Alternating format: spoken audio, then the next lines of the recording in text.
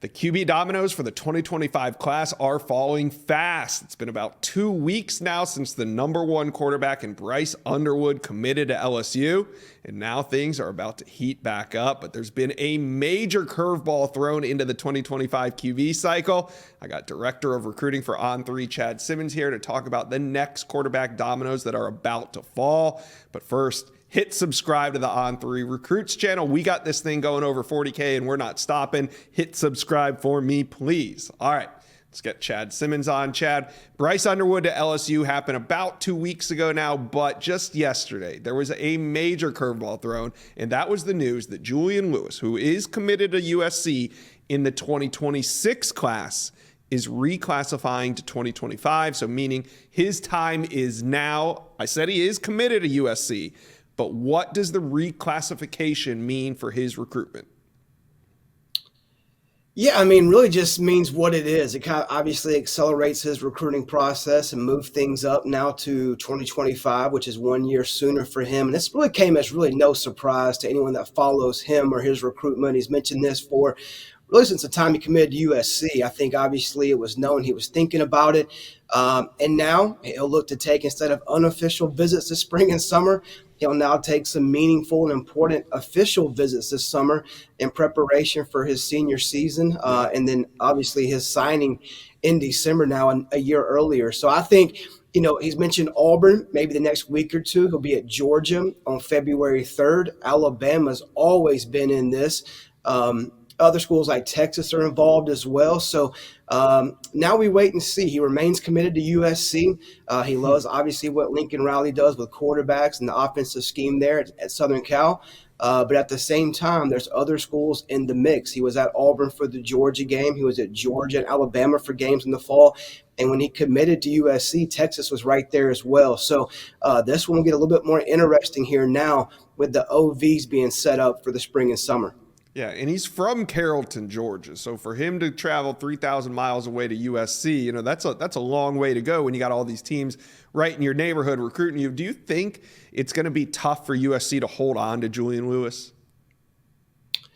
Yeah, I don't know. I don't want to say maybe tough, but I'll say it won't be easy, which kind of means the same thing, I guess, in a different terminology there. But it will not be easy. It's not a cakewalk for Lincoln. Obviously, he's going to have to recruit Julian until the end. He's a hot commodity. Will he be the number one quarterback in 25? He'll be one of those guys for sure in the reclassification. He's been a guy that's been talked about since 7th grade. Out here, I live in the same state as him in Georgia, and he's been a name I've heard about going back to 11, 12 years old, and he's lived up to all those expectations, taking his team to a state championship game in his freshman year, and he's put up the numbers. He kind of lives in that microscope, and he's answered all the questions about talent. So those schools are not going to give up on Juju, even though he's committed to USC. So it will not be easy for Riley to hang on here.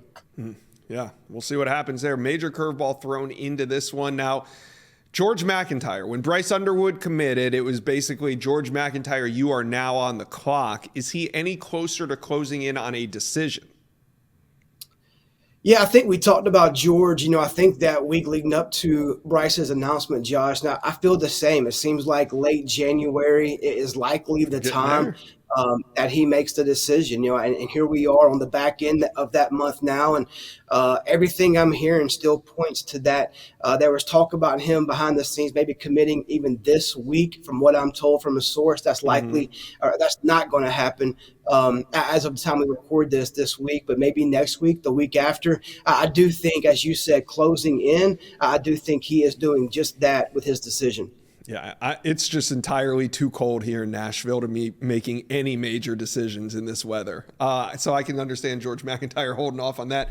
Tennessee still looking good here, Chad? Yeah, I think we jumped on the LSU train with Bryce pretty early, and that played out the right way. I feel the same about Tennessee here with George. I think it comes down to just that relationship with Josh Heupel, man, the connection with the offensive staff, the head coach there at UT. He's been there numerous times. He knows players. He knows people. He feels comfortable.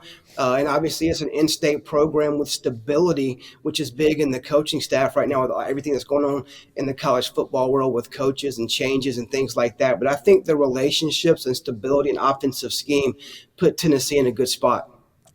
All right. We'll see what happens with George McIntyre, see if a decision gets made before the end of the month. The last prospect, the last big-time QB I want to talk about is Ryan Montgomery. He's out of Findlay, Ohio, 4-star quarterback. Now, he has been taking visits, and I'm always a proponent of follow the visits. They'll usually lead you to where he's going to commit to. So what are you hearing on Ryan Montgomery? Are we narrowing his team down or his focus down, and could a decision be coming soon? Yeah, Josh, he's got this weekend coming up back to South Carolina. Then he goes to Georgia, and then he goes to Florida.